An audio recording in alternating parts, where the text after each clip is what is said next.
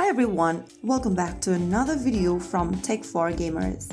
Today in this video we are going to be learning how to change your name in Honor of Kings. If you want a fresh identity or if you're bored of your current username on Honor of Kings, then this genuine step-by-step guide will show you exactly how.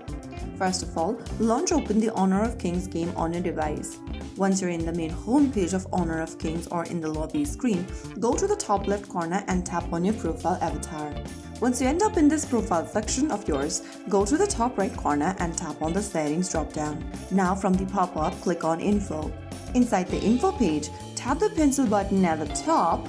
If you are trying to change your name for the first time after signing up for Honor of Kings, then the first name change will be free of cost. Tap on the pencil button and on the next page, go ahead and write down a new name for yourself, erasing the current one.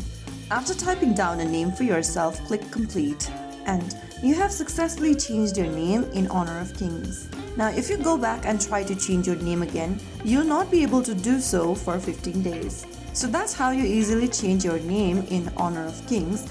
If you found the video helpful, don't forget to like, share and subscribe to our channel. I will be back again in the next episode. Thank you for watching.